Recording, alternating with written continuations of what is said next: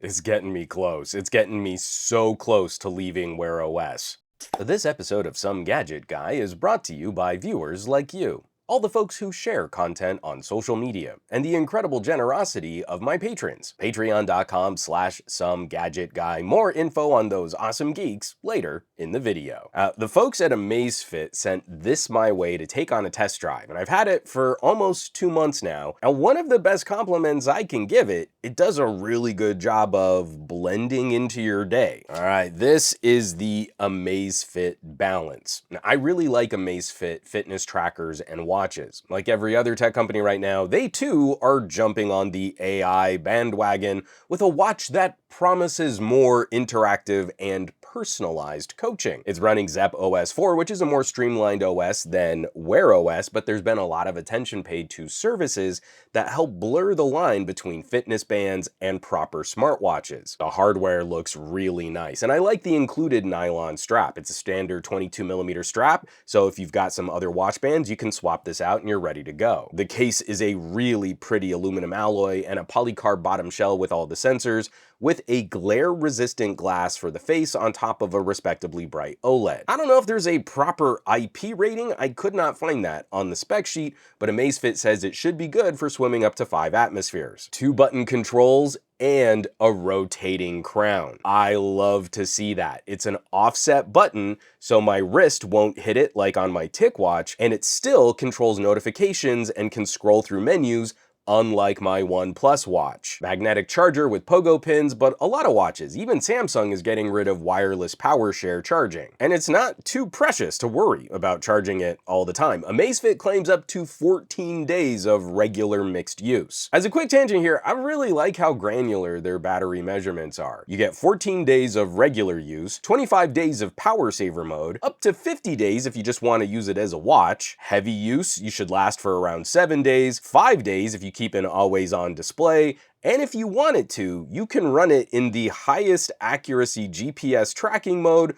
for around 26 hours. I really wish other watch manufacturers would better break down different scenarios like that. I genuinely did not test all of those modes. And I don't sleep track with a watch. I just can't sleep with something on my wrist. It's tricky to properly test because it takes weeks of you using it enough that you can comment on a charge or two for a review. Now, obviously, I'm still also wearing other watches, but it took me about 2 months to get into my 3rd charge because I just hate thinking about and managing watches that have to be charged and babysat every day. That tech is not supporting me. I have to think about supporting and managing that tech. I have to change my daily schedule to account for a watch that needs to be charged every day. And the rest of this is exactly what we should expect from Amazfit. It's a well-featured fitness tracker. And as I've shown in previous Amazfit reviews, excellent step and heart rate tracking with blood ox, good support for auto workout tracking. You don't have to start a workout for it to start tracking movement, but there is a healthy list of workouts to track, and really fast GPS locks. Amazfit claims they're the fastest, and I don't know if that's true, but this locks really fast when I fire up a workout. There's stress and readiness tracking, but there is no ECG or AFib detection, just a ton of health data and tracking you can dig into when you're paired with the companion app on your phone. There's a lot you can customize too, not just watch faces, but also the app drawer. If you want a list or a grid, and Amazfit now boasts over 150 applets that can be installed. There's very little tying me to Wear OS anymore. One of the main things that I need rich notification support with the ability to reply to notifications, and I want that with speech-to-text transcription. I've said it before, and I'll probably say it again, I'll be able to completely walk away from Wear OS when I can get that kind of support on a fitness tracker. Amazfit gets me so close to giving up on Wear OS. You can rock with Amazon if you want to keep that. Amazon's voice assistant has been available on Zepp OS in the past, but now there's also Zepp Flow. Of course, there's a lot of pointing to AI coaching and all the fun conversations you can have with your AI. That doesn't move the needle a lot for me, but natural language interactions are really interesting on a watch. Instead of swiping through menus, you just tell the watch, hey, I'm gonna go to bed, turn off notifications. Better still, this has limited support for texts and some instant messengers to perform a voice reply. So if I get a text on my wrist, I can tell my watch, reply to that text, and just say what I want in the reply. That's actually one small advantage over Wear OS, that you don't have to open the text, tap on an icon to reply, then tap on a microphone to start talking. It's a natural language interaction that even Google can't replicate. Now, what kind of bums me out, this does not seem to be a universal solution to notifications. Occasionally, I need to reply to a DM, a social media post, or even an email. And that's something I can do universally on Wear OS.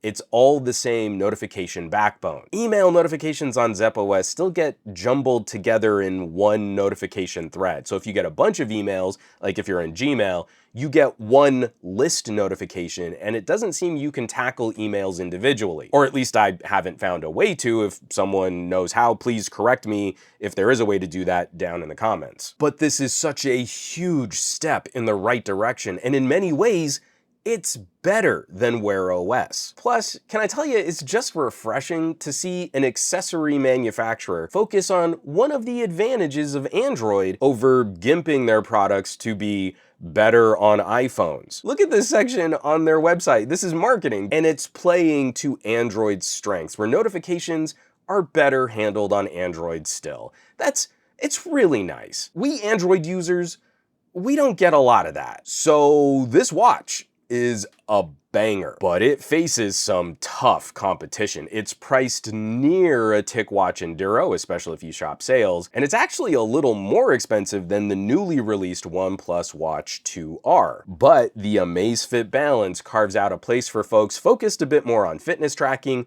who want even better battery life than most smartwatches can deliver, and there are now fewer compromises to be made on the computery things that we might want to do from our wrist. This puts up a stonking good fight. And one of the fun things to tap into as I'm trying to get back up to speed after recovering from COVID, I really got to get myself back in shape again. I was doing really well there for a minute, and we're keeping a little channel up on the private Discord for us fitness fanatics. So the first folks who get those updates on all of our progress and how we're all trying to support each other and work together, my amazing patrons, the folks over at patreon.com/SomeGadgetGuy. Now, I greatly appreciate everybody who is out there supporting their favorite YouTube channels, especially if you're sharing content on social media to help bump up these algorithms. But if you have the means, I hope you'll consider checking out the community at patreon.com/SomeGadgetGuy. Basically a great group of geeks. I love hanging out over there. A huge thank you from the bottom of my heart, as these videos and reviews and editorials would literally not be possible without their generosity.